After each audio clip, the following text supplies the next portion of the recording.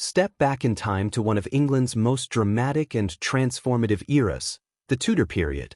From the cunning rise of Henry VII to the fiery reign of Elizabeth I, Tudor leaders wielded power with boldness, vision, and sometimes ruthless determination.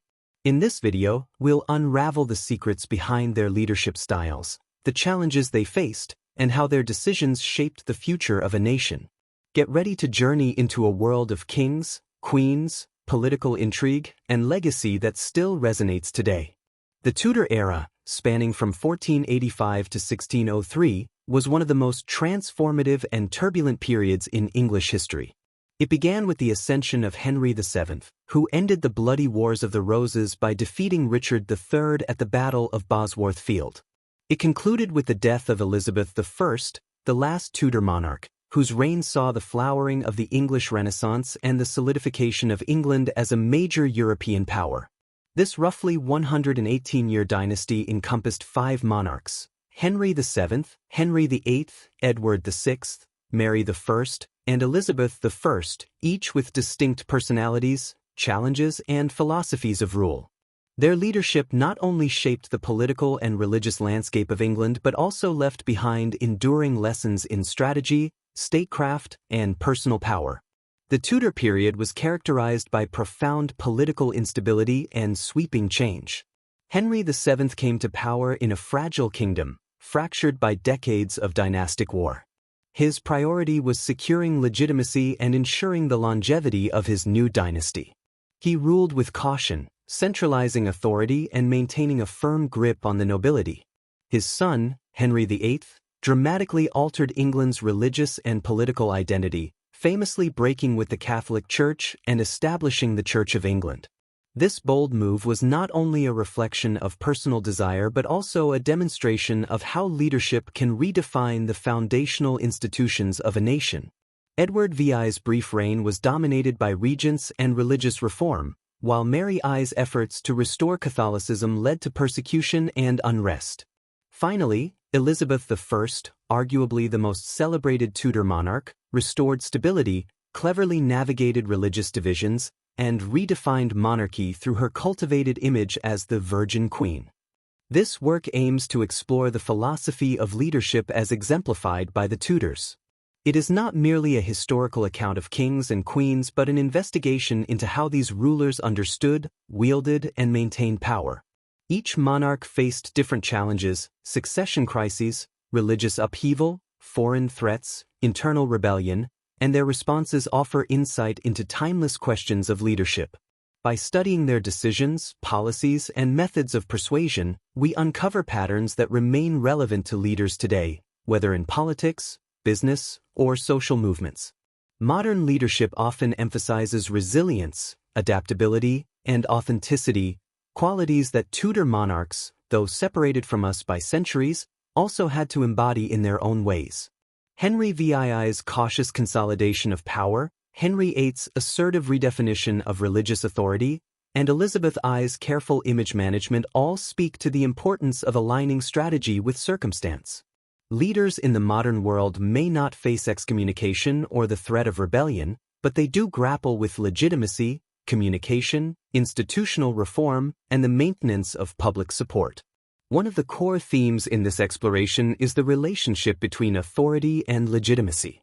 The Tudors were constantly preoccupied with securing and asserting their right to rule.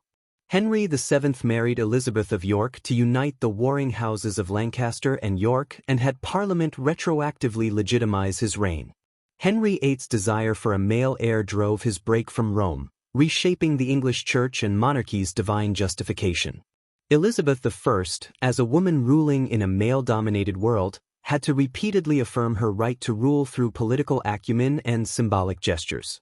Each of these monarchs, in their own way, addressed the crucial question: what makes a ruler legitimate, and how is authority best secured? Leadership under pressure is another recurrent theme. Tudor monarchs frequently ruled in times of crisis, whether it was Henry VIII's succession concerns, Mary I's religious turmoil, or Elizabeth I's confrontation with the Spanish Armada. Their decisions under pressure reveal how effective leadership often hinges on timing, decisiveness, and the ability to maintain unity in the face of division. These lessons are invaluable today in moments of corporate crisis, political polarization, or national emergencies. The fusion of personal image and political power was particularly pronounced in the Tudor period. Henry VIII presented himself as a godlike figure, the supreme head of the Church of England, while Elizabeth I cultivated the image of the Virgin Queen, marrying her realm rather than any man. These images were more than propaganda, they were instruments of control, designed to reinforce authority and inspire loyalty. In the age of social media and 24-hour news, the lesson that a leader's image shapes their effectiveness has never been more relevant. Religious manipulation, strategic marriages, warfare, and diplomacy were all tools of the Tudor monarchs. Henry VII arranged alliances through marriage and maintained peace through careful foreign policy. Henry VIII used marriage as both a diplomatic tool and a personal weapon, altering England's religious landscape in the process. Mary I's marriage to Philip of Spain was meant to reinforce Catholic unity but sparked backlash. Elizabeth I skillfully used the ambiguity of her marital status as leverage in international negotiations, never committing, always in control. These tactics show how personal decisions, whether marital, religious, or military, can carry profound strategic weight in the realm of leadership. The Tudor period offers a fertile ground for understanding leadership in all its complexity. Their reigns reveal the challenges of securing legitimacy, responding to crisis, managing image, and balancing principle with pragmatism. By reflecting on their actions, motivations, and the consequences of their decisions, we can better appreciate the timeless interplay between power, responsibility, and vision. The rise of Henry VII to the English throne marked a critical turning point in the country's history, a moment not merely of regime change but of calculated reconstruction following decades of dynastic warfare. His victory at the Battle of Bosworth Field in 1485 did not merely end the Wars of the Roses, it initiated a carefully orchestrated project to restore order, legitimacy, and enduring royal authority in a nation long torn by factional rivalries. Henry's leadership in these formative years was not flamboyant, nor driven by charisma or ideological zeal. Instead, it was defined by discipline, prudence, and a deep understanding of power as something to be both claimed and earned. His reign, though often overshadowed by his more notorious son, Henry VIII, was arguably the most foundational in shaping the Tudor monarchy. At every step, Henry VII embodied a philosophy of consolidation, seeking not just to govern, but to construct a regime that could outlast its founder. Henry's initial claim to the throne was tenuous at best. Though he was a descendant of the Beaufort line, a legitimized yet barred offshoot of the Lancastrians, his connection to royal blood was remote and maternal. What gave him the crown was not genealogy, but victory in battle. Yet Henry knew that the sword alone could not secure a dynasty. His first acts as king show an astute understanding of legitimacy. He predated his reign to the day before the Battle of Bosworth, legally transforming his triumph into a rebellion against an already deposed king. This clever legal maneuver allowed him to charge his Yorkist enemies with treason, securing both punishment and property. But his more enduring act of political reconciliation came when he married Elizabeth of York, the daughter of Edward IV, symbolically and politically uniting the houses of Lancaster and York. This marriage was more than a dynastic gesture. It was a foundational act of statecraft, reinforcing the image of a king who brought peace after war. Henry's deeper political philosophy can be discerned in the way he centralized power. Unlike his predecessors who often relied on powerful nobles to control the realm, Henry was wary of their influence. The Wars of the Roses had shown how dangerous overmighty subjects could be. As such, Henry sought to limit their capacity to challenge the crown, not through open confrontation, but by legal and financial methods. He revived and extended the use of bonds and recognizances, legal instruments that required nobles to behave under threat of severe financial penalty. These tools functioned as mechanisms of control, ensuring loyalty not out of affection but out of fear and self-interest. Rather than eliminating his rivals wholesale, he bound them to him, leveraging their survival on their good behavior. This subtle but effective strategy ensured fewer open rebellions, while also replenishing the royal treasury. Financial independence was one of the pillars of Henry's long-term strategy. He understood that a monarch indebted to others, be they nobles, creditors, or foreign allies, was a monarch weakened. Henry's financial policies, while often criticized for their severity, were highly effective in consolidating power. He restructured royal finances, reclaiming lands, increasing revenue from feudal dues, and overseeing taxation with meticulous care. He also established the Court of the Star Chamber, a judicial body that allowed him to bypass the common law courts and exercise direct control over justice. While ostensibly designed to check corruption and disorder, the Star Chamber also served to suppress dissent and assert royal authority over the landed elite. Henry's financial acumen not only stabilized the monarchy but gave it a foundation of autonomy. His court was frugal and administrative rather than lavish and courtly. Unlike his successors, who would be known for extravagance, Henry preferred accounting books to tournaments, bureaucrats to courtiers. His cautious approach extended to foreign policy. Henry sought to avoid costly wars and entanglements abroad, recognizing that his position at home was still fragile. Instead of military aggression, he favored diplomacy, using marriage alliances to secure peace and recognition. His daughter Margaret was married to James IV of Scotland, laying the groundwork for the eventual union of the English and Scottish crowns a century later. His son Arthur was betrothed to Catherine of Aragon, a match that promised alliance with the powerful Spanish crown. These arrangements were not just familial but strategic, ensuring that England would not be isolated and that its dynasty would be interwoven into the European political order. A particularly insightful aspect of Henry's leadership was his use of image and narrative. Although not naturally charismatic, he was careful in curating the symbolism of his reign. The Tudor rose, combining the red of Lancaster and the white of York, was a visual representation of unity. His public appearances were measured but regal, reinforcing the notion of divine right without excessive pomp. He commissioned chronicles that portrayed his reign as divinely sanctioned and his enemies as traitorous interlopers. Through these methods, he began to shape the Tudor myth, a story of peace, order, and legitimacy arising from chaos. Part of Henry's success lay in his understanding of the importance of succession. Dynasties falter when continuity is not ensured. The sudden deaths of monarchs, unclear lines of inheritance, or rebellious heirs had destabilized many a realm before. Henry took care to build a strong royal household and ensure the future of his line. His eldest son, Arthur, was given a proper education and married into European royalty to solidify the family's international standing. His younger son, Henry, later Henry VIII, was also groomed in the arts of governance. The Tudors were not to be a one-generation solution to civil war but a lasting royal house. In this, Henry succeeded. Though Arthur died young, the mechanisms of state, the strength of the royal image, and the financial solidity of the crown allowed for a relatively smooth succession. What makes Henry VII's model particularly relevant to modern leadership theory is the way he started from a position of profound weakness and built something resilient. In many ways, he resembles the founder of a startup company entering a hostile market, limited resources, surrounded by entrenched competitors, lacking widespread support. Yet through calculated risk management, consistent messaging, and institutional innovation, he built trust through results rather than promises.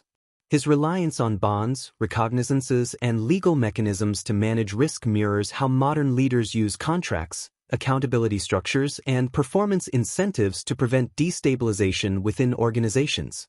His reign also emphasizes the importance of controlling not just outcomes, but narratives. In an era without mass media, Henry still understood the power of symbolism, ritual, and messaging. His consolidation of image and authority was done through portraits, processions, and heraldic symbols, much like today's leaders use branding, visual identity, and social media. The difference lies in tools, not in the fundamental understanding of how perception and power intertwine. Moreover, his handling of the nobility, neither eliminating them entirely nor letting them dominate, demonstrates a leadership style that sought balance over extremism. He preferred systems that kept people in line without constant confrontation. He didn't need to be loved, he needed to be obeyed. And yet, his reforms brought stability that many in the kingdom ultimately welcomed. His leadership was conservative, risk-averse, and pragmatic, but it delivered the result England most desperately needed after decades of war: peace. Henry's methods also provoke modern ethical reflection. Was his use of bonds and recognizances, essentially legalized coercion, justifiable? Were the surveillance and suppression of potential threats a necessity for state building or a betrayal of justice? These questions echo in today's debates about surveillance, executive authority, and the limits of coercion in leadership. His rule forces us to ask, when is centralized control a stabilizing force, and when does it become oppressive? Unlike modern democratic leaders, Henry did not face elections or public accountability in the modern sense, but he did need to maintain a kind of consensus among the nobility, the church, and the people. His ability to suppress rebellion not just with military force but with preemptive control mechanisms suggests a leadership model built around foresight, not just reaction. He understood the need for systems that could manage discontent before it exploded, using law, finance, and alliances as instruments of strategic foresight. Ultimately, Henry VII's reign can be seen as a case study in foundational leadership, the kind that emerges not to flourish personally, but to build an enduring system. He did not seek glory or to be loved as a warrior king or philosopher king. His was the quieter, perhaps more thankless task of putting a broken kingdom back together and ensuring that it would not fracture again. His legacy is not in dazzling speeches or bold battles, but in frameworks and reforms.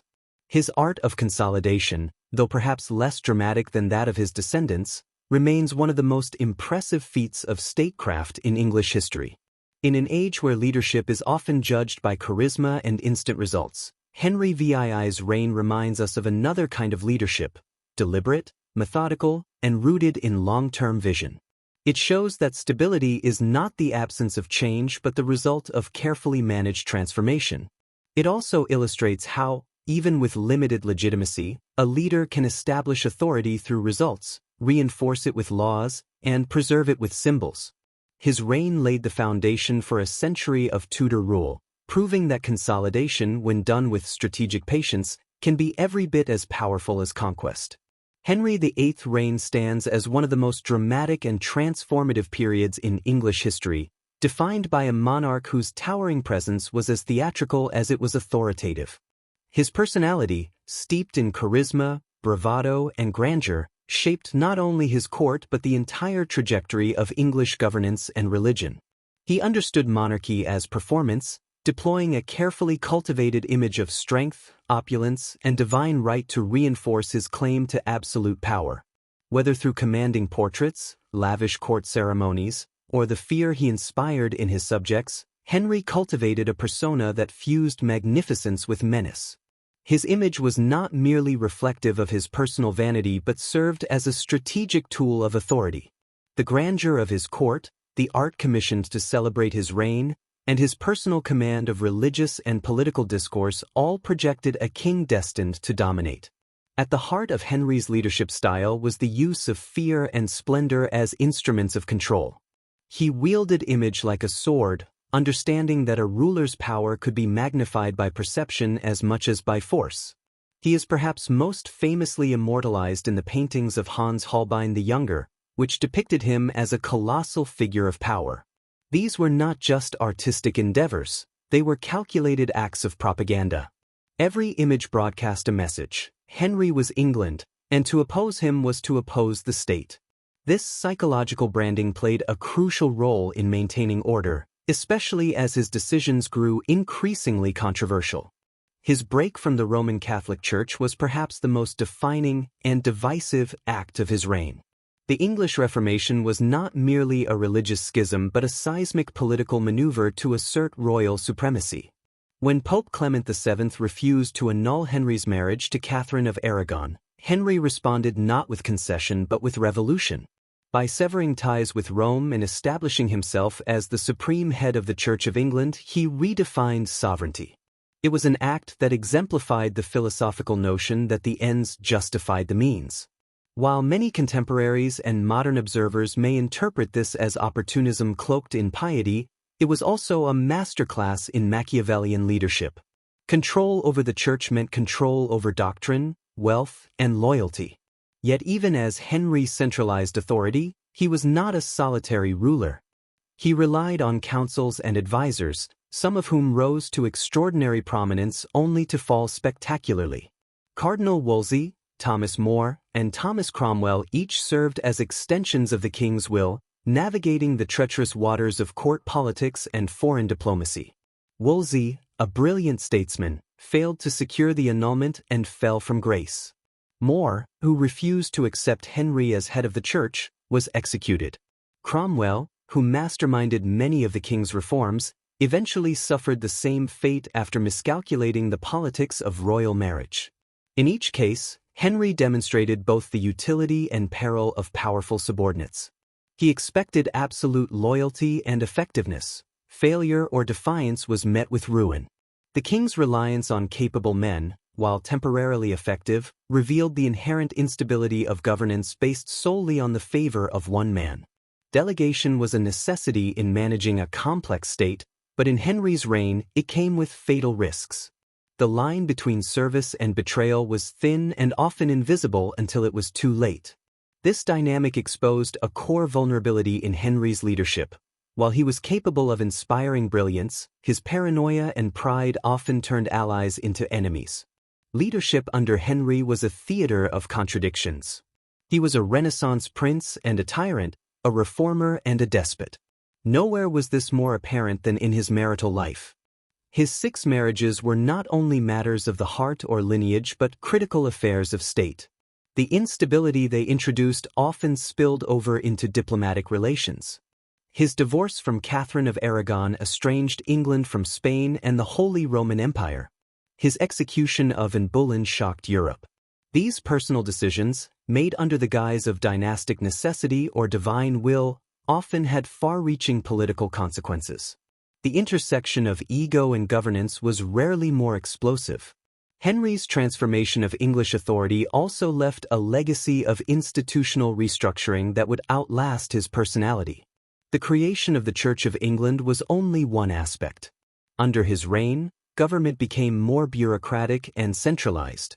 The dissolution of the monasteries redistributed immense wealth and land to the crown and its loyalists, reshaping the economic and social fabric of the country.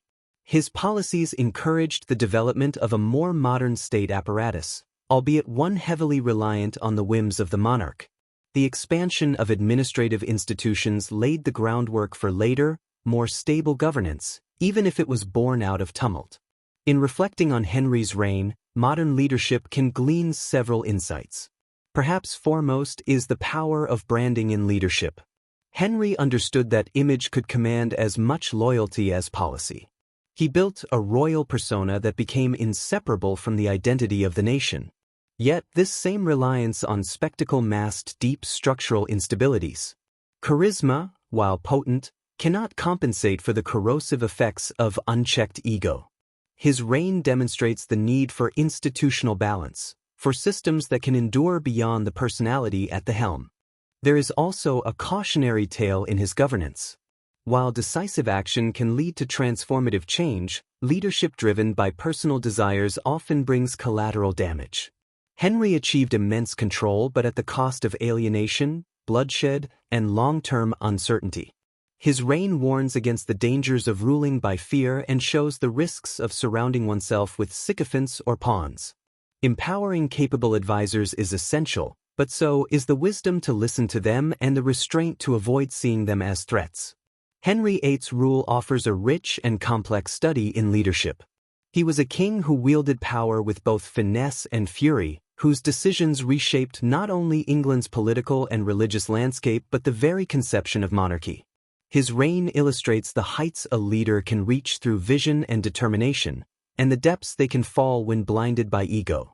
In Henry, we see a leader who was both architect and arsonist, builder and destroyer, whose impact continues to echo through centuries of English history.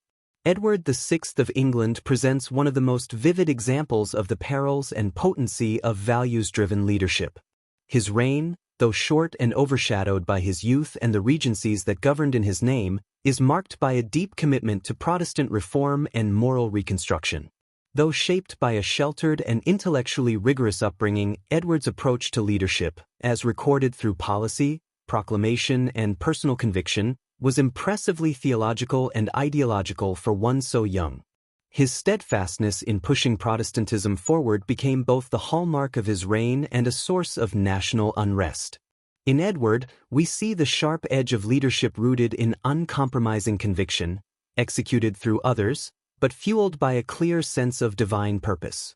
From an early age, Edward VI's life was shaped by expectation and education. As the long-awaited male heir to Henry VIII and Jane Seymour, Edward was groomed for kingship from birth. His early years were immersed in Protestant learning, guided by reformist tutors such as Richard Cox and John Cheek. Unlike his sister Mary, Edward never experienced political marginalization, but he did grow up amid national religious transformation and family tensions. His education fostered in him a strong sense of religious mission, one that fused kingship with Protestant responsibility. Though only 9 when he became king, his writings, speeches, and involvement in reform suggest a precocious grasp of his role as God's chosen Protestant monarch. Edward's accession in 1547 was met with cautious optimism. The boy king's legitimacy was unquestioned, and the regency led by his uncle, Edward Seymour, Duke of Somerset, promised a continuation of Henry VIII's reforms. But Edward's vision extended beyond his father's cautious religious shifts. He envisioned a purified English church grounded in scripture, simplicity, and doctrinal clarity. Though much of the administrative work was carried out by Somerset and later John Dudley, Duke of Northumberland, Edward was more than a passive observer. Contemporary accounts and Edward's own journal entries reveal a boy king with an intense interest in theological affairs, pushing for iconoclasm, English liturgy, and Protestant catechism. Edward's understanding of monarchy was steeped in divine responsibility. He saw himself not merely as a political figure but as a godly prince, chosen to complete the Protestant Reformation his father had only begun. This moral and spiritual vision empowered his decisions, but also introduced a rigidity that ignored the diverse religious sentiments of his subjects. The introduction of the Book of Common Prayer in 1549 and its revised version in 1552 were watershed moments for English Protestantism, but they also sparked unrest, particularly in the West Country, where the Prayer Book Rebellion exposed the dangers of rapid reform imposed from above. These reforms were not simply policy shifts but reflections of Edward's deep conviction that true faith required purification. To Edward, Catholic vestiges were not quaint traditions but obstacles to divine truth. His support for harsh measures against superstition and religious dissent illustrates his commitment to theological purity over tolerance. Yet these measures, such as the suppression of Mass, the persecution of Catholic clergy, and the demolition of religious imagery, alienated large segments of the population. In some cases, they inspired rebellion, in others, quiet resistance. The disconnect between Edward's ideals and the religious landscape of England became a defining tension of his reign. Edward's personal piety was matched by political miscalculations, largely enacted by his regents. His rule witnessed economic difficulties, including inflation, poor harvests, and popular discontent with enclosure policies. Somerset's well-intentioned but poorly executed social reforms contributed to uprisings such as Kett's Rebellion in 1549. Northumberland restored some stability, but his governance increasingly centered on consolidating Protestant control rather than easing national hardship. Throughout, Edward remained primarily focused on religious matters, believing that reform of the soul would ultimately heal the realm. Perhaps the most controversial aspect of Edward's leadership was his attempt to ensure a Protestant succession. Knowing his health was failing in 1553, Edward composed the devise for the succession, bypassing both of his Catholic half-sisters, Mary and Elizabeth, in favor of Lady Jane Grey, a committed Protestant and great-granddaughter of Henry VII. This act, though framed as a defense of true religion, was a constitutional overreach and an affront to the established order of succession. When Edward died in July 1553, Jane's reign lasted only 9 days before Mary rallied popular and political support to reclaim the throne. Edward's choice of Jane Grey not only led to her tragic execution but also revealed the limits of his theological idealism. In trying to preserve Protestantism through legal manipulation and dynastic engineering, he exposed how disconnected his vision had become from the political and popular realities of England. Mary's swift and popular accession underscored how fragile Edward's reforms truly were. His religious revolution, though profound in scope, had been imposed too quickly and with too little regard for dissenting voices. Edward's reign demonstrates the power and peril of visionary leadership. His commitment to religious transformation gave his rule coherence and purpose, but it also bred inflexibility. The young king's belief in doctrinal truth inspired sweeping changes, yet his failure to balance conviction with consensus left his reforms vulnerable. Edward mistook legislative action for lasting change, and the absence of broader engagement, particularly with the lower clergy and laity, meant that his reforms lacked deep roots in society. Furthermore, Edward's rule invites reflection on the challenges of leading through proxies. As a minor, his decisions were often filtered through ambitious adults with political agendas. Yet Edward was no mere puppet. His influence on religious policy was clear, but his inability to temper zeal with patience reflects the dangers of ideological certainty untampered by lived experience. His youth offered clarity of belief but not the breadth of understanding necessary for navigating a divided kingdom. Edward VII's legacy is one of striking vision and limited reach. He laid the groundwork for the Elizabethan settlement and set the tone for England's eventual Protestant identity, but he did so in a manner that proved unsustainable in the short term. His reign was a brilliant flash of reformist energy, intense, doctrinal, and unrelenting, but it lacked the strategic foundation to endure the backlash that followed. In today's world, where youthful idealism often clashes with entrenched systems, Edward's reign serves as a reminder that leadership must blend principle with pragmatism. His fire illuminated the path forward for Protestant England, but it also burned too fast to anchor lasting change. Edward VI, the boy king with a reformer's soul, left a legacy of religious ambition and political fragility. His light sparked a movement, but it would be others who would carry it through the storm. In Tudor England, the exercise of leadership was not simply a matter of commanding authority, it was an intricate performance, governed by a delicate interplay of inherited rights, personal charisma, and political calculation. While each Tudor monarch brought unique qualities to the throne, certain recurring themes shaped the collective philosophy that underpinned their governance. These themes, often subtle and complex, reveal a dynasty that was obsessed with legitimacy, invested in the theater of power, reliant on strategic counsel, and fixated on religious control and dynastic continuity. Central to all Tudor monarchs was the issue of legitimacy and the right to rule. The very foundation of their sovereignty was constantly under scrutiny, beginning with Henry VII, who won the crown not by inheritance but by conquest. His tenuous claim to the throne necessitated a relentless campaign to cement his authority, both through dynastic marriage to Elizabeth of York and through legal mechanisms like retroactive declarations of legitimacy. His reign thus set the precedent for a Tudor obsession with perceived legitimacy, not only through bloodline but through performance of rightness. His son, Henry VIII, inherited a more secure throne but was plagued by the same question of dynastic survival, which in turn dictated his turbulent marital and religious policies. For Henry VIII, the crisis of legitimacy took a theological turn. Unable to secure a male heir with Catherine of Aragon, he challenged the Pope's authority and established the Church of England, presenting his break with Rome as a divine imperative. By doing so, Henry reframed religious schism as a necessity for securing the future of the realm.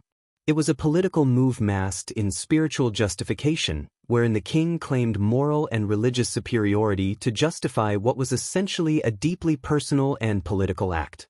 Legitimacy, in this context, was not just inherited, it had to be defended, proven, and displayed. This trend continued with Edward VI, whose legitimacy was questioned not in terms of birth, but in terms of capacity. A boy king, he was thrust into power at a tender age and ruled through regents and protectors, yet his reign still attempted to project the image of firm royal control. Conversely, Mary I, though the legitimate child of Henry VIII and Catherine, was often dismissed by Protestant critics due to her gender and her Catholic faith. Her reign was marked by her attempt to assert both her religious and political authority in a hostile environment, often through harsh measures like the Marian persecutions. The issue of legitimacy loomed large over Elizabeth I as well, whose mother's execution and the religious instability of prior decades made her position precarious. Yet Elizabeth succeeded in transforming personal insecurity into public strength, elevating her status through language, ritual, and symbolism rather than brute assertion. The Tudors understood that legitimacy alone was insufficient to secure power; it had to be communicated and believed.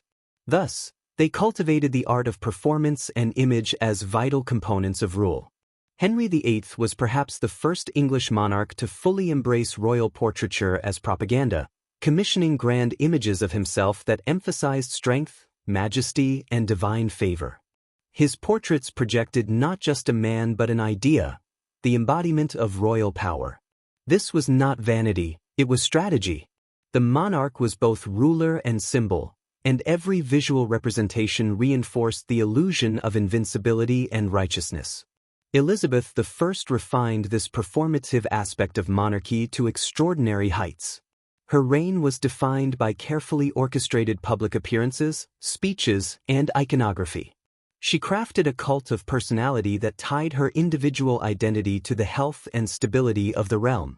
Her processions through London, her speeches before Parliament or at Tilbury, and her courtly displays all functioned as theatrical expressions of unity and strength. The language she used, rich with metaphor and classical reference, elevated her authority while masking its vulnerabilities.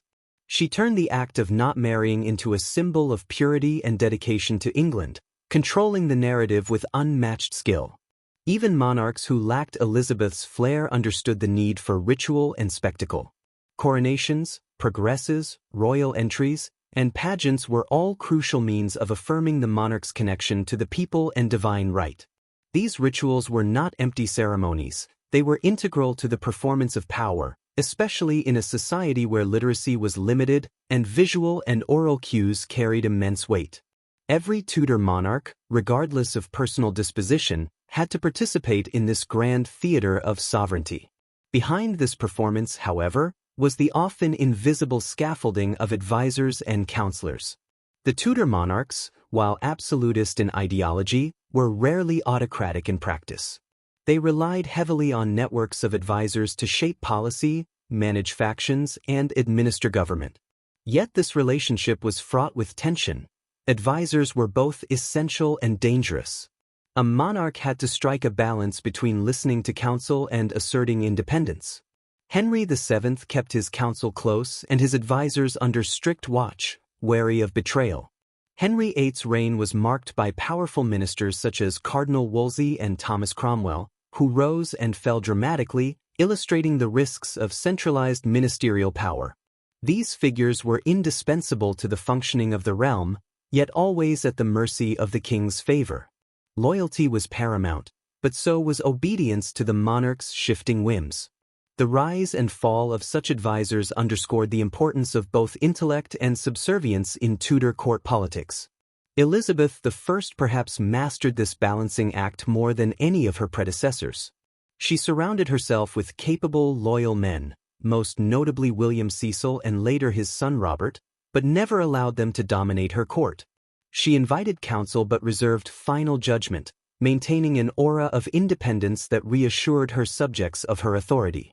She encouraged debate within her council while preserving the illusion of consensus. Her approach created a dynamic but controlled political environment, where advisors felt empowered to serve but not to assume. Religion presented yet another battleground for Tudor leadership, a sphere where political authority and spiritual belief intersected. The Reformation in England was driven not by popular revolt but by dynastic anxiety. Henry VIII's break with Rome, despite its personal motives, introduced a new model of kingship, the monarch as spiritual head of the church. This fusion of sacred and secular authority had profound consequences, not least of which was the political weaponization of faith. Edward VI, guided by Protestant regents, pursued aggressive reform, promoting iconoclasm and the English Book of Common Prayer. His reign aimed to embed Protestant ideology into the state, but the rapid changes alienated many. Mary I reversed course entirely, reimposing Catholic orthodoxy and renewing ties with Rome. Her brutal persecution of Protestants was an attempt to purify England, but it backfired by solidifying Protestant resistance and tainting her legacy with the blood of martyrs. Elizabeth I's religious policy stood apart for its calculated ambiguity. The Elizabethan settlement aimed not to impose a radical doctrine but to create a framework broad enough to encompass moderate Protestants and disaffected Catholics alike. Elizabeth understood that rigid enforcement would fracture the realm, so she emphasized outward conformity while avoiding deeper inquisitions. Her famous line, "I do not seek to make windows into men's souls," epitomized this hands-off approach. Religion, under Elizabeth, became a means of political consolidation rather than theological purity. Her refusal to marry, too, took on religious overtones, allowing her to position herself as quasi-divine, untainted by worldly alliances. The final common thread in Tudor leadership was an unrelenting preoccupation with succession and legacy. The memory of the Wars of the Roses haunted the dynasty. Every monarch understood that continuity was the key to stability. Henry VII married strategically and raised his children to bolster the Tudor line. Henry VIII's desperate quest for a male heir led to 6 marriages, a schism with the Catholic Church, and a volatile court. The death of Edward VI at 15 prompted a scramble for succession, with Lady Jane Grey briefly installed before Mary I claimed the throne. Her reign, though short, was consumed by the need to produce an heir to solidify a Catholic future. Her failure to do so left the realm vulnerable once more. Elizabeth I's approach to succession was one of strategic silence. Refusing to name an heir, she avoided empowering any faction prematurely. It was a dangerous but effective strategy. By denying discussion of the future, she preserved her authority in the present. In her later years, with James VI of Scotland emerging as the likely successor, Elizabeth managed the transition with quiet pragmatism, allowing for a relatively peaceful handover upon her death.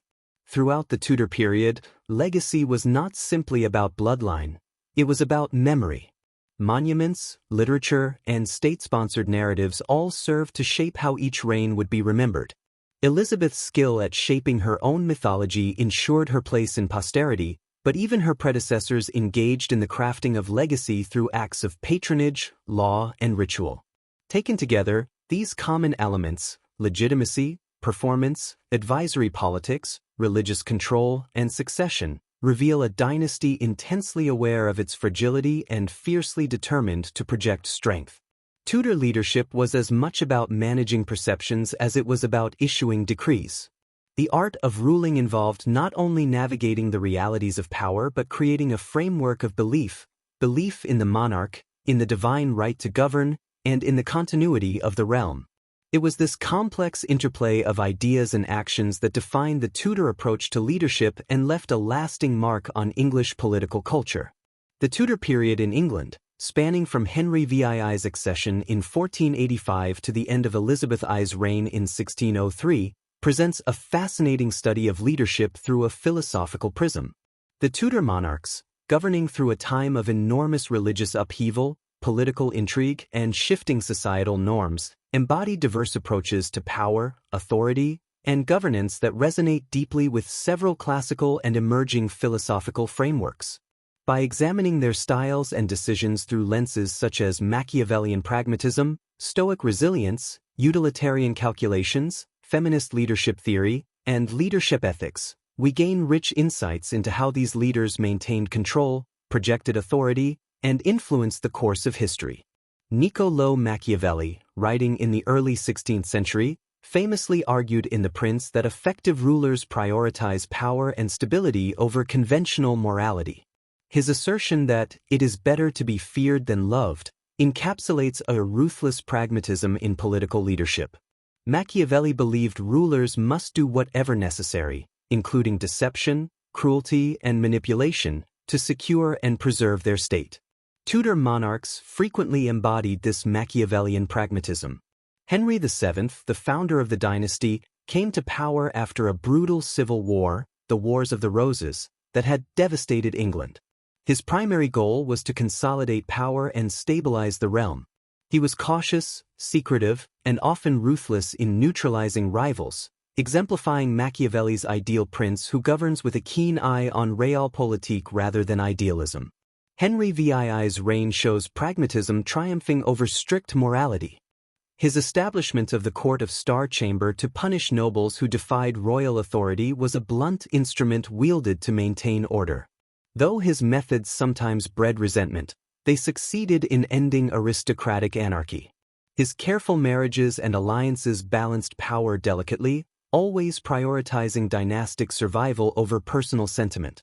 Henry VIII, though more flamboyant and impulsive, also demonstrated Machiavellian traits, particularly through his chief minister Thomas Cromwell. Cromwell's reforms, centralizing the state, enforcing royal supremacy over the church, and managing finances, reflected a ruthless calculus of power and control. The break with Rome and the dissolution of the monasteries were political moves to consolidate authority and enrich the crown, regardless of religious or moral qualms. Cromwell's capacity to wield power pragmatically, often without regard to conscience, echoes Machiavelli's view that the ends justify the means. Elizabeth I perhaps best represents Machiavellian pragmatism in a subtler, more nuanced way. Facing threats from Catholics, foreign powers, and internal factions, Elizabeth avoided ideological rigidity.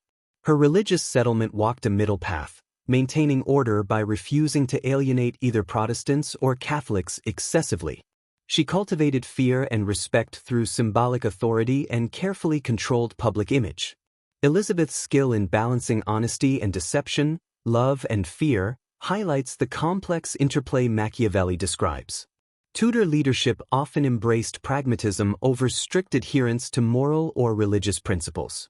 These rulers understood that maintaining power in a fractious, often violent environment required shrewdness, sometimes cruelty, and above all, flexibility. Stoicism, an ancient philosophy emphasizing rational control over emotions, acceptance of fate, and resilience, also illuminates Tudor leadership, particularly in moments of crisis and adversity. The Stoic ideal is to maintain tranquility and virtue regardless of external chaos, understanding what can be controlled and what must be accepted. Elizabeth I exemplified Stoic calm in the face of immense pressure.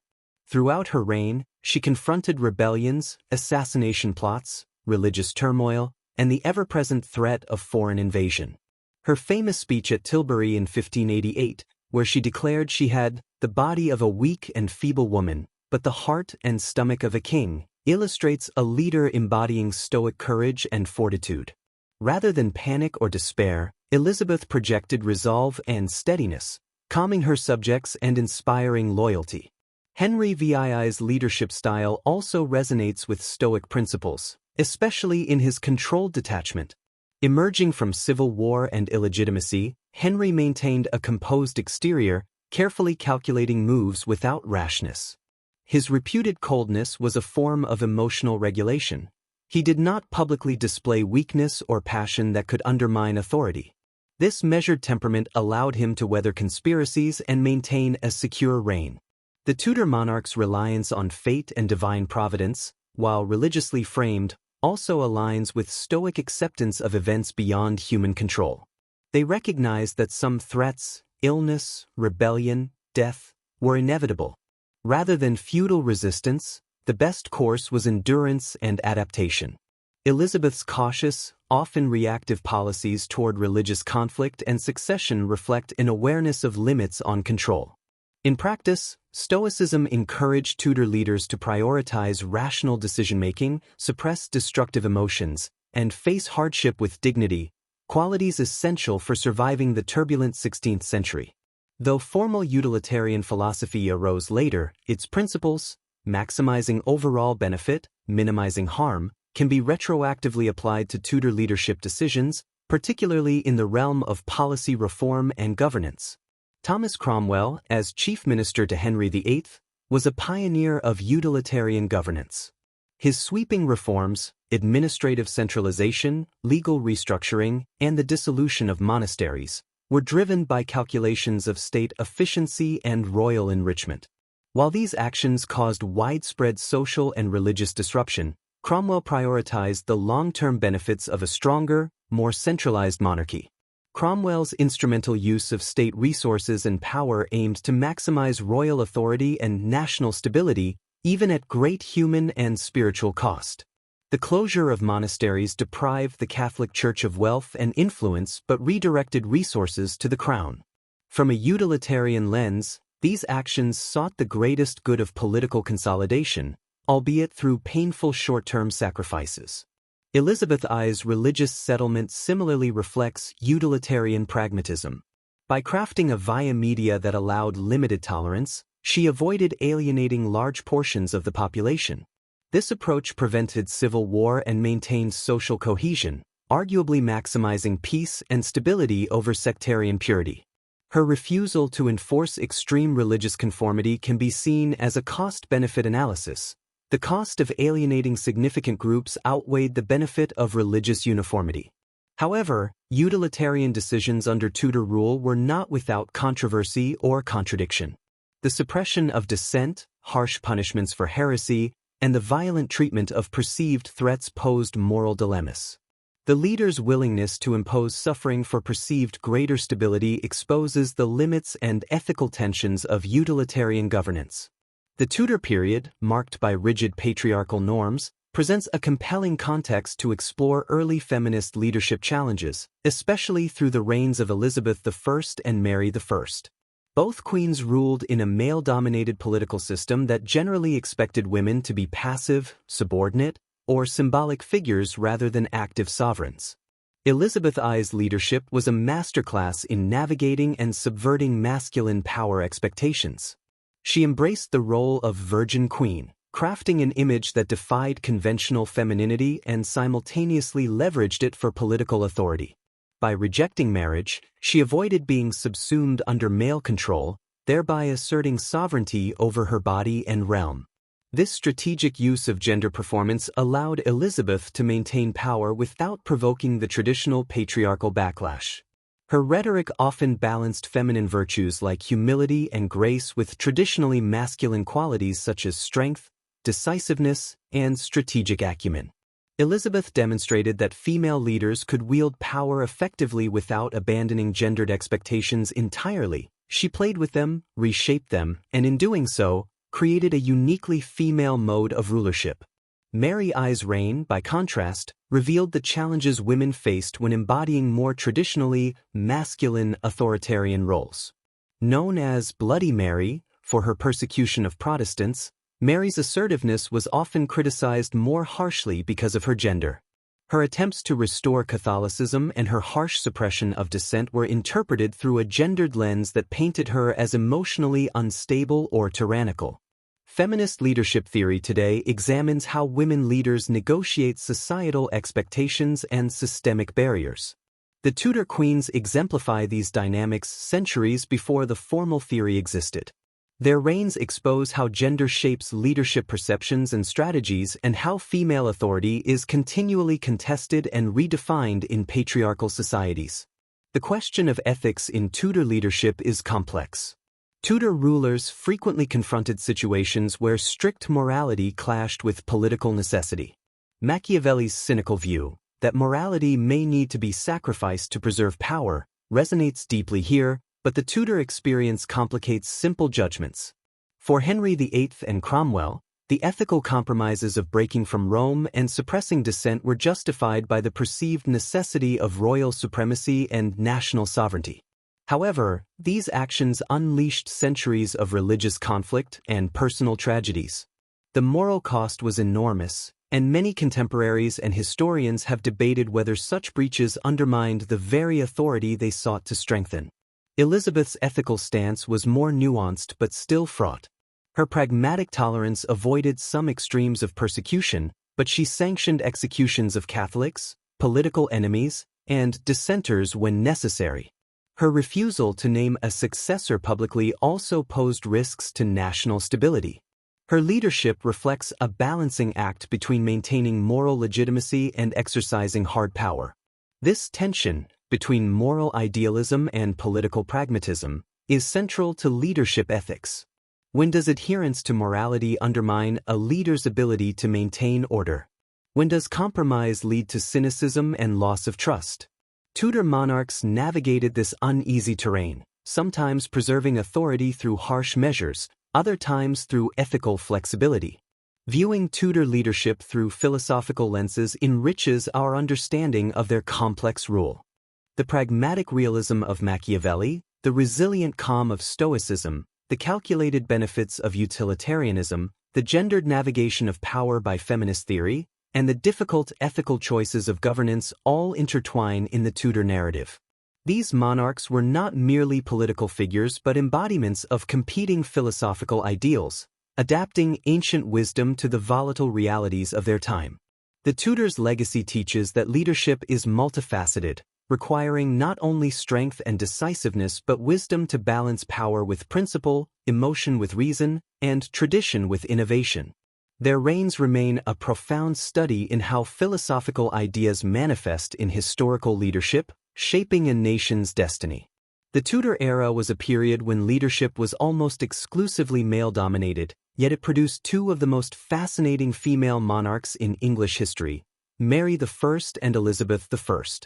Their reigns exemplify the complex role of gender in political leadership, revealing both the constraints imposed by patriarchal society and the innovative ways women navigated those constraints to assert authority. The experiences of Mary and Elizabeth illustrate how gender expectations shaped public perception, influenced leadership strategies, and left a lasting legacy that continues to inform contemporary discussions of women in power. Mary I and Elizabeth I ruled in an environment where female sovereignty was often viewed with suspicion or outright hostility. Their very presence as queens challenged deeply ingrained social norms that linked power and authority to masculinity. Yet their approaches to leadership, public image, and power dynamics diverged significantly, highlighting contrasting ways of embodying female rulership. Mary I, ascending to the throne in 1553, faced enormous challenges from the start. As the first queen regnant of England, she confronted opposition from those who doubted a woman's ability to rule effectively. She sought to restore Catholicism and strengthen her legitimacy through marriage to Philip II of Spain, a decision that alienated many subjects wary of foreign influence. Mary's leadership style was often characterized by a more traditional, and sometimes harsh, exercise of royal authority. Her persecution of Protestants earned her the moniker Bloody Mary, reflecting the brutal measures she sanctioned in defense of her religious and political agenda. Mary's reign reveals how gendered expectations affected leadership perception. Her attempts to wield power in a traditionally male role were judged more harshly than if a man had done the same. Her perceived emotional volatility and ruthlessness were often framed as failures of female leadership rather than responses to political necessity. Moreover, her marriage to Philip II was seen by many as subordinating England to a foreign male ruler, undermining her own authority in the eyes of her subjects. In stark contrast, Elizabeth I's reign, 1558 to 1603, demonstrates a more nuanced and adaptive engagement with gendered leadership. Elizabeth carefully constructed a public image that allowed her to embody both feminine ideals and masculine authority without directly challenging patriarchal norms. Her deliberate cultivation of the Virgin Queen persona served multiple political purposes. It reassured subjects that she remained sovereign over her realm and body, avoided entanglements with a foreign or English husband that might diminish her power, and created a symbolic figure of purity and strength. Elizabeth's leadership style was marked by her skillful use of symbolism, ceremony, and rhetoric. She understood that in a male-dominated political system, the performance of power could be as crucial as its exercise. Her speeches, such as the famous Tilbury speech in 1588, projected an image of a queen who was both nurturing and formidable, blending feminine grace with martial resolve. By presenting herself as the embodiment of a nation, Elizabeth transcended traditional gender roles, creating a new model of female rulership that commanded respect and loyalty. The public image of virginity and purity was central to Elizabeth's authority.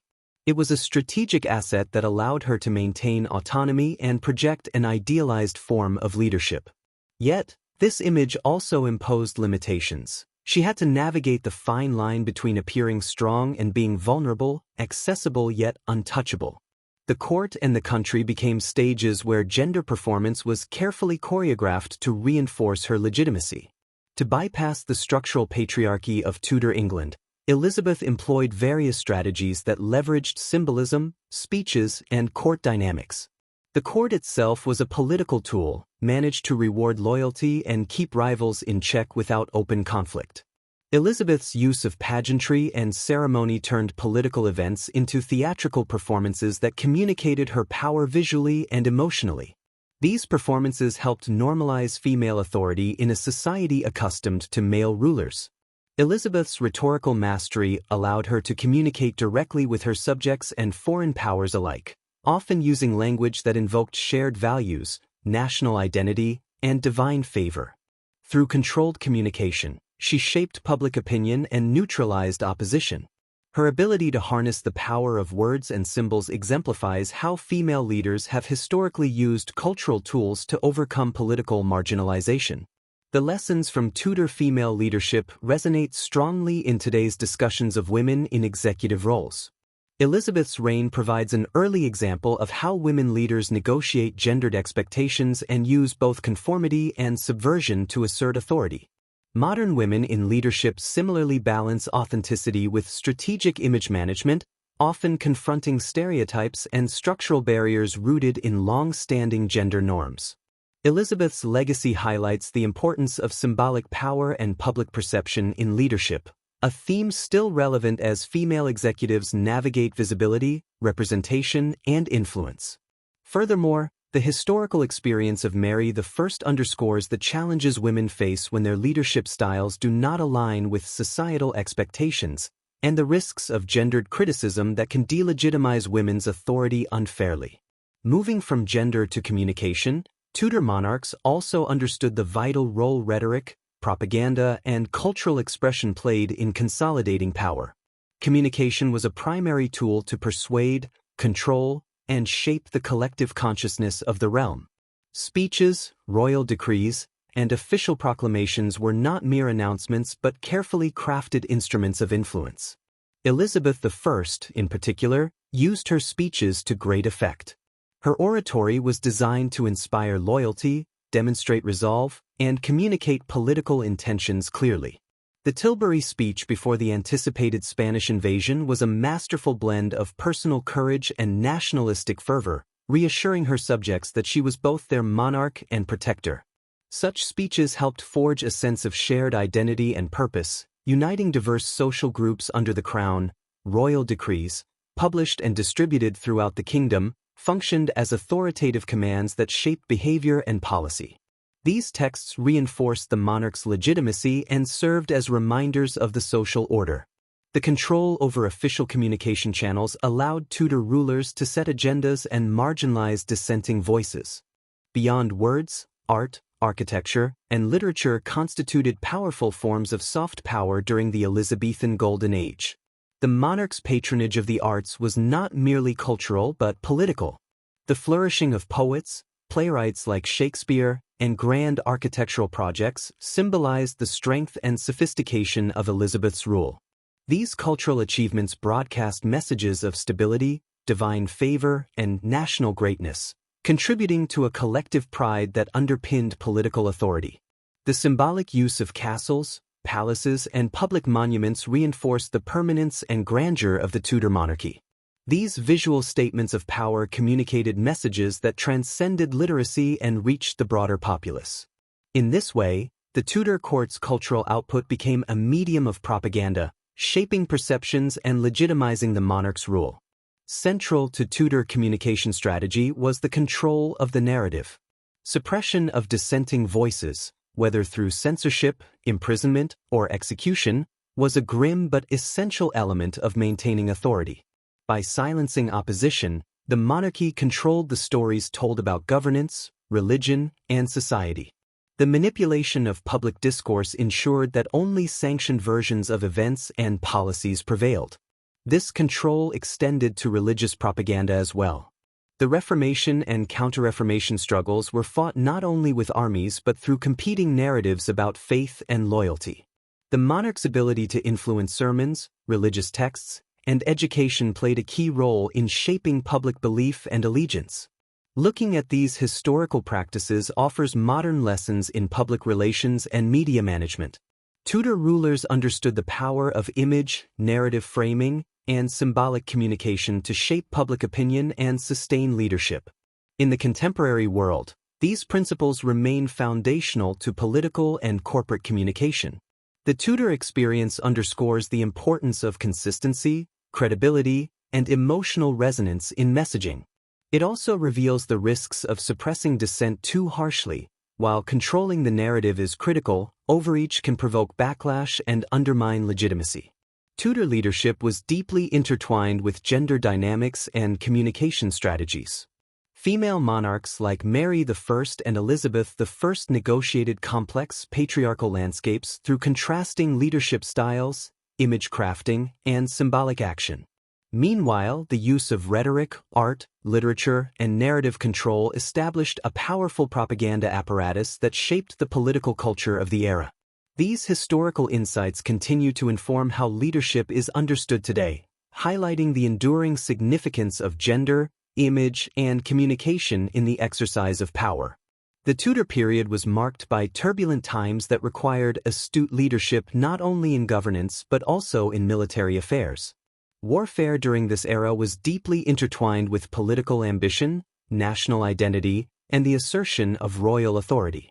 Leadership in war was a test of a monarch's ability to marshal resources, inspire unity, and leverage innovation while managing the heavy costs and risks involved.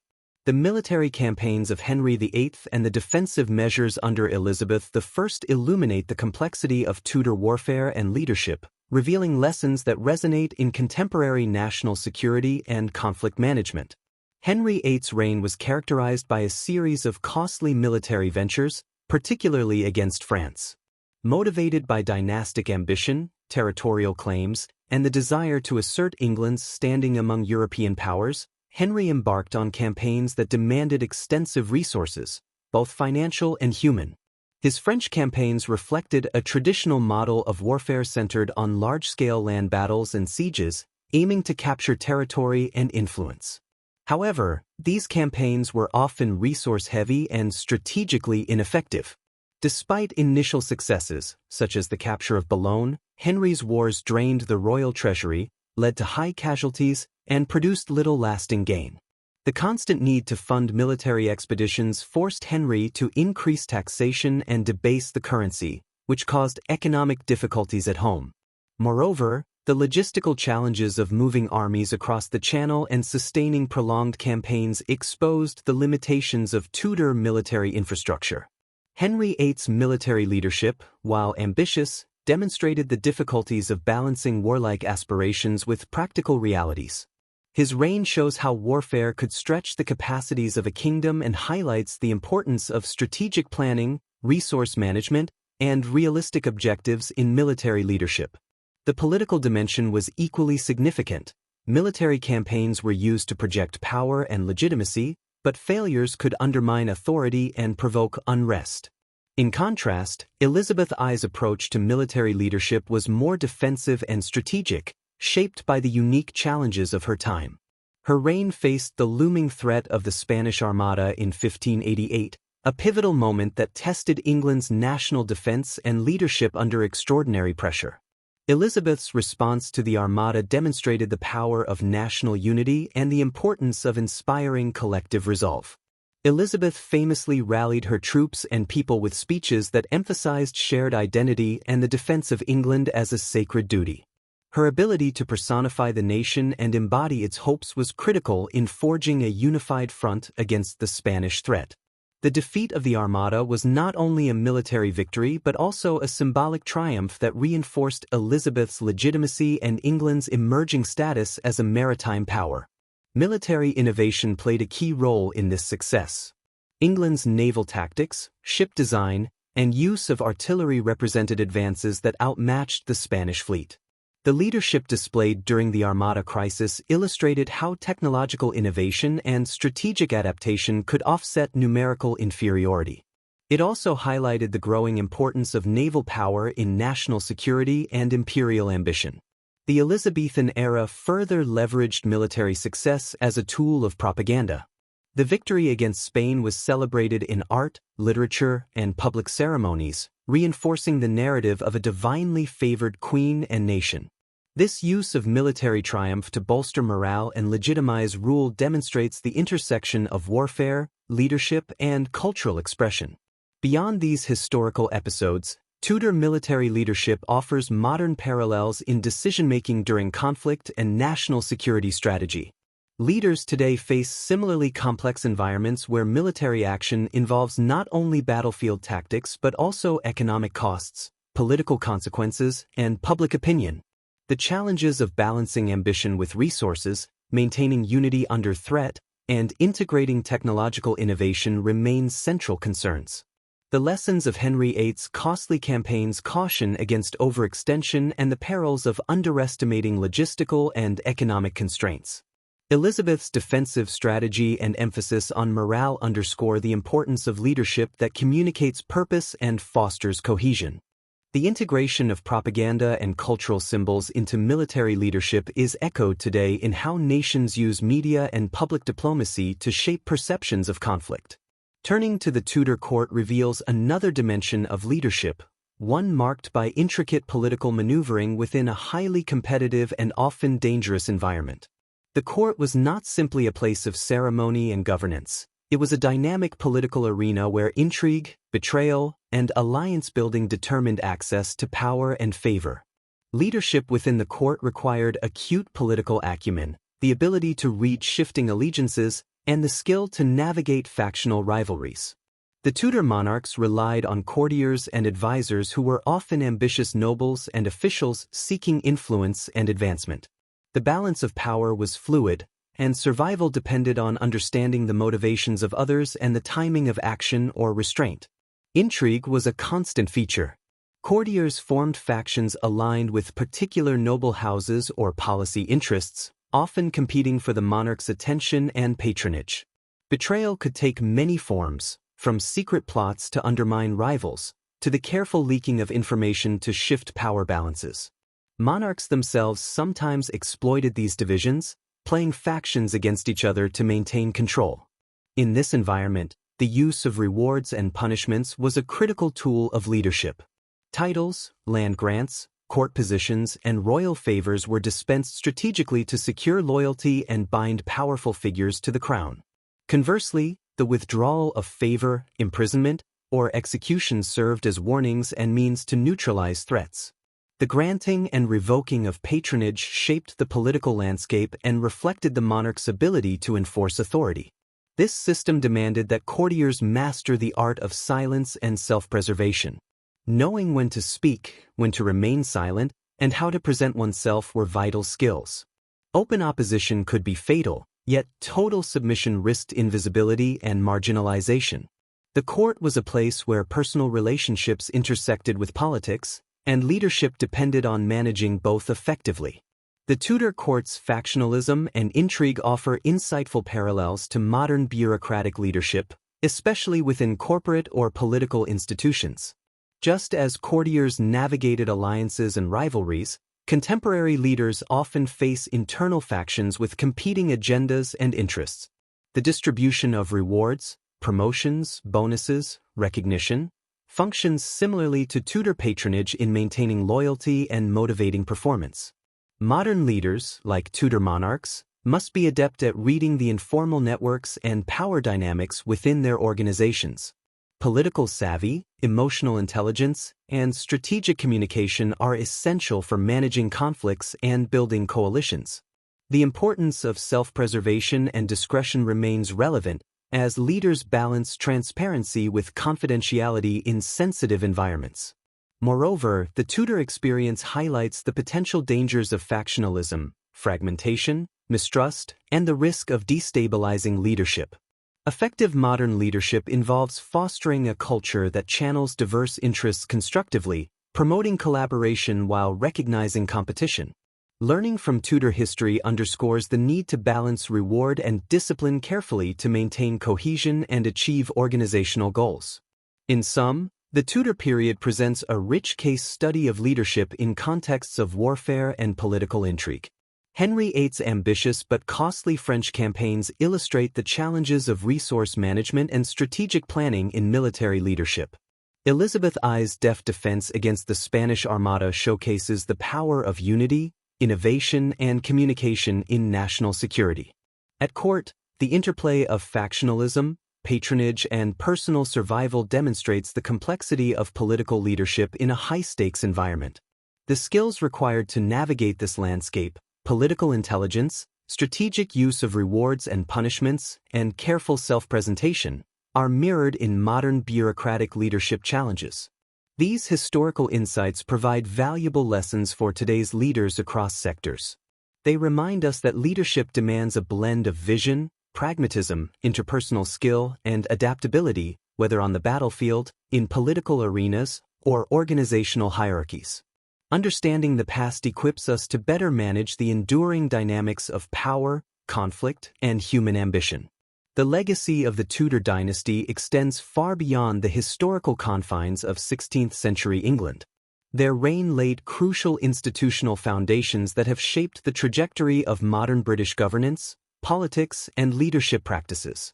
The Tudor period not only transformed the structure of the state but also introduced leadership dynamics and strategies that resonate with contemporary political and organizational life.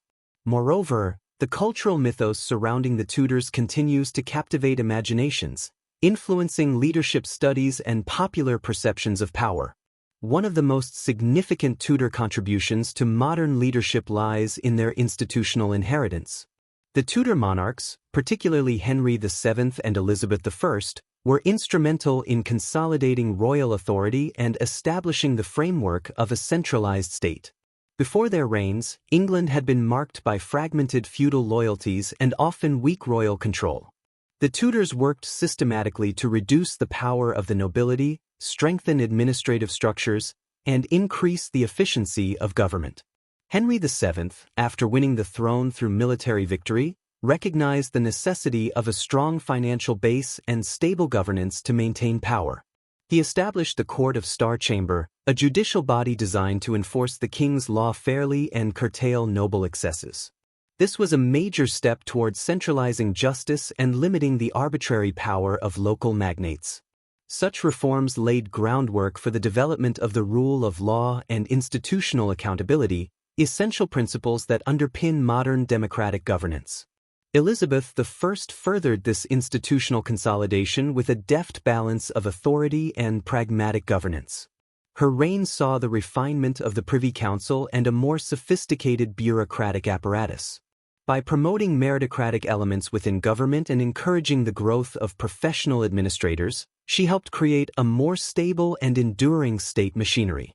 This evolution of governance structures established patterns of institutional continuity that informed subsequent British political development.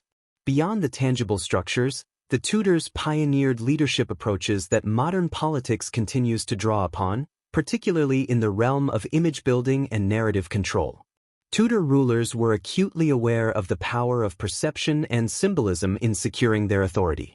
Elizabeth I's cultivated image as the Virgin Queen and the embodiment of the nation is a classic example of how public image could be strategically shaped to inspire loyalty and deter opposition. The Tudors mastered the art of what contemporary politics terms spin, the deliberate crafting of public narratives to manage reputation and influence opinion. They understood that controlling the narrative was as important as controlling armies or laws. Royal progresses, elaborate court ceremonies, portraits, and even literature were all carefully orchestrated to reinforce the monarchy's legitimacy and values. This early political marketing set a precedent for the modern use of media, public relations, and strategic communication in leadership. Today's politicians and leaders engage in continuous image management, deploying speeches, visuals, and media campaigns to build their brand and shape public discourse. The Tudor example underscores how leadership is not merely about policy or force but about storytelling, about creating a compelling vision that resonates with people's identities and aspirations. Moreover, the Tudor era introduced a model of leadership that balanced authoritative power with performative diplomacy. Elizabeth's speeches, for example, blended assertiveness with empathy, fostering a sense of shared purpose. This style anticipates modern leadership theories that emphasize emotional intelligence, charisma, and the ability to connect with diverse audiences. The Tudors' use of pageantry and symbolism to communicate values and unite people highlights the enduring importance of cultural tools in leadership. The cultural mythos of the Tudors continues to have an extraordinary hold on the popular imagination and academic discourse alike. The dramatic personalities, intense political drama, and epical changes during their reign provide a rich source for storytelling, art, literature, and leadership studies. This mythos serves not only as entertainment but also as a symbolic reservoir from which contemporary leaders and theorists draw inspiration and cautionary tales. In leadership studies, Tudor figures like Henry VIII and Elizabeth I are often examined as archetypes, embodiments of different leadership qualities and pitfalls. Henry VIII's ambitious, sometimes ruthless approach illustrates the dangers of overreaching and the costs of authoritarian rule, while Elizabeth's blend of pragmatism, emotional savvy, and symbolic power exemplifies adaptive leadership in complex environments. These historical personalities offer rich material for analyzing the dynamics of power, charisma, crisis management, and political communication. The Tudor myth also endures because it encapsulates fundamental tensions in leadership between strength and vulnerability, tradition and innovation, personal ambition and public duty. Their reigns symbolize the transition from medieval forms of kingship to more modern conceptions of statehood and leadership responsibility. As such, they function as a lens through which we can explore the evolving nature of authority and governance. Popular culture further perpetuates the Tudor legacy through films, novels, and television series, making their stories accessible and relevant to wide audiences. This continual reimagining keeps the Tudors alive in contemporary consciousness, ensuring that their leadership styles and political challenges remain subjects of reflection. Such cultural resonance reinforces their symbolic value as exemplars of leadership's complexity and the human dimension behind power. The Tudor legacy in modern leadership is multifaceted and profound. Their establishment of centralized institutions helped shape the British state's enduring foundations. Their pioneering use of image and narrative control anticipated modern political communication techniques. The symbolic and cultural power of their stories continues to influence leadership theory and popular understanding of power. These legacies remind us that leadership is not static. It evolves with historical context, shaped by personalities, institutions, and culture.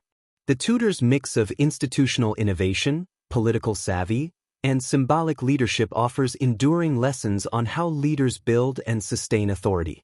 By studying their successes and failures, modern leaders can better appreciate the complex interplay between power, perception, and governance, an interplay that remains as relevant today as it was over 4 centuries ago. The Tudor dynasty, reigning over England during the tumultuous 15th and 16th centuries, provides a rich and compelling case study in leadership, its virtues, complexities, and enduring paradoxes. The lessons drawn from the Tudor monarchs and their ministers reveal much about leadership qualities that remain relevant today. Examining the key traits that characterize Tudor rule, such as adaptability, vision, fear, charisma, control, and pragmatism, helps us understand the multifaceted nature of effective leadership and its inherent challenges. Reflecting on both the successes and failures of Tudor leaders, alongside enduring philosophical questions about power and ethics, offers valuable insights for contemporary political, corporate, and personal leadership models. A defining characteristic of Tudor leadership was adaptability. The period was marked by enormous religious, political, social, and economic upheaval. The ability to respond effectively to shifting circumstances, whether it was Henry VIII's break with the Catholic Church, Elizabeth I's navigation of religious tensions, or the economic transformations under later Tudors, was critical. Leaders who were flexible, open to new strategies, and capable of shifting their approach according to context were more likely to maintain authority and steer the nation through crises. This adaptability was closely tied to vision, the capacity to see beyond immediate challenges and to imagine a future that was different and better. Visionary leadership was another hallmark of the Tudor era. The Tudors understood that leadership was not just about maintaining power in the present but shaping the future of the nation. Elizabeth I's reign, for example, is often celebrated for the cultural flourishing it inspired, known as the Elizabethan Golden Age, as well as her careful cultivation of national identity and stability. The vision she embodied went beyond mere survival. It was about creating a legacy that could endure beyond her lifetime. This sense of purpose, often tied to a strong personal narrative or myth, gave Tudor leaders a compelling sense of direction that inspired loyalty and resilience. The use of fear as a tool of leadership is another complex but undeniable aspect of Tudor rule. The famous Machiavellian dictum, "It is better to be feared than loved," seems to have been a pragmatic guide for many Tudor monarchs, particularly Henry VIII. His reign was marked by ruthless decisions, including the execution of close advisors and the suppression of dissent. While fear could secure obedience and deter rebellion, it also carried risks of alienation and resistance. Tudor leaders balanced the use of fear with charisma, a magnetic personal quality that could engender loyalty and admiration. Elizabeth I's charisma, for instance, was crucial in fostering a sense of unity and national pride that helped England face external threats, such as the Spanish Armada. Control was fundamental to Tudor leadership, extending beyond military and political dominance into the realms of culture, religion, and public perception. The Tudors were masters of narrative control, using art, architecture, literature, and carefully staged court ceremonies to craft an image of legitimate and divinely sanctioned authority. This level of control over symbols and public discourse created a powerful mythology around the monarchy that helped sustain its rule even in turbulent times. However, this control was not absolute. Tudor leaders had to constantly negotiate with powerful factions, manage court intrigues, and respond to popular unrest, revealing the limits and fragility of authority. Pragmatism was perhaps the thread that wove together many of these traits. Tudor rulers often prioritized practical outcomes over strict adherence to ideology or morality. Henry VIII's religious reforms, for example, were motivated as much by political and personal necessity as by theological conviction. Elizabeth I's religious settlements aimed to maintain a fragile peace rather than satisfy doctrinal purity. This pragmatism allowed Tudor leadership to survive and adapt in a period of profound instability, demonstrating that effective leaders often have to compromise and make difficult choices that may conflict with idealism or personal values. Reflecting on the successes and failures of the Tudors reveals important lessons about the sustainability of leadership. Many Tudor legacies collapsed due to mismanagement, short-sightedness, or excessive reliance on force. Henry VIII's aggressive policies drained the treasury and destabilized international relations, while Mary I's harsh persecution of Protestants alienated large segments of her population. Yet, despite such failures, the Tudor legacy endures powerfully in cultural memory and political history. This endurance owes much to the mythology and narratives carefully cultivated by the Tudors themselves, which transformed their reigns into symbols of national identity and historical continuity. The contrast between the collapse of certain Tudor legacies and the endurance of others underscores the fragile nature of leadership achievements. Material power and institutions may falter, but the stories leaders tell about themselves and their times can preserve influence long after their reigns end.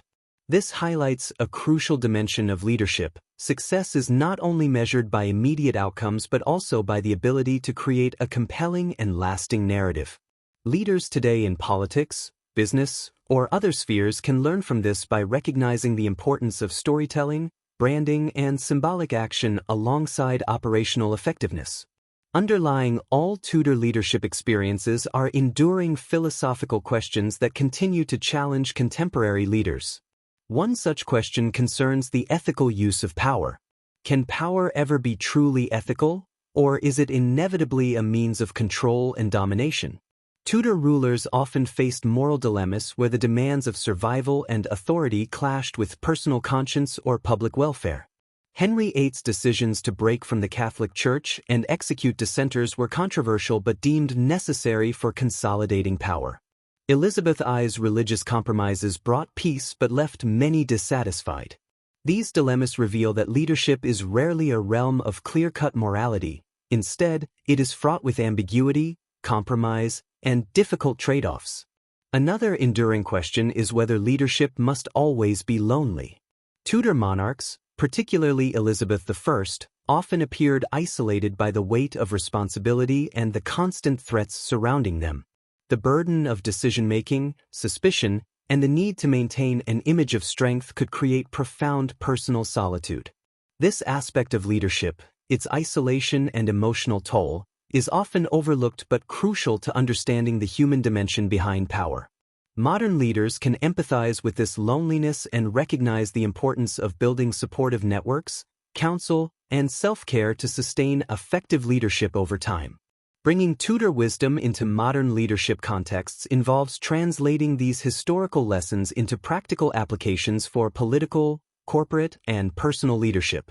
Adaptability remains essential in today's fast-changing environments, whether in global politics, business innovation, or social movements. Vision continues to inspire leaders and mobilize followers, particularly when it connects to shared values and aspirations. Understanding the dual role of fear and charisma helps leaders navigate the delicate balance between authority and approachability. Control over narrative and public perception, now amplified by mass media and digital platforms, is more relevant than ever. Leaders must be skilled communicators, able to craft authentic stories that resonate with diverse audiences while managing misinformation and criticism. Pragmatism, the willingness to make difficult decisions and accept trade-offs, is indispensable in navigating complex organizational and geopolitical challenges. At the same time, modern leaders can reflect on the ethical tensions exemplified by the Tudors. The question of how to wield power responsibly without compromising integrity remains central. The Tudor example warns against the dangers of unchecked ambition and authoritarianism, encouraging leaders to seek transparency, accountability, and ethical grounding. The personal loneliness of leadership also reminds contemporary figures to prioritize emotional intelligence, collaboration, and resilience. The Tudors offer a nuanced and richly textured model of leadership that combines strengths and vulnerabilities, strategic acumen, and ethical complexity. Their legacy teaches that effective leadership requires a blend of adaptability, vision, control, charisma, pragmatism, and an awareness of ethical challenges. The endurance of their stories and institutions demonstrates the power of narrative and symbolism in sustaining authority. By studying the Tudors, today's leaders can gain a deeper understanding of the timeless qualities and dilemmas inherent in leadership. Whether in politics, business, or personal life, applying Tudor wisdom means embracing complexity, preparing for change, balancing firmness with empathy, and recognizing that leadership is as much about inspiring others through stories as it is about making decisions. This blend of historical insight and practical reflection can guide current and future leaders toward more thoughtful, resilient, and effective leadership in a world that remains as unpredictable and challenging as Tudor England once was.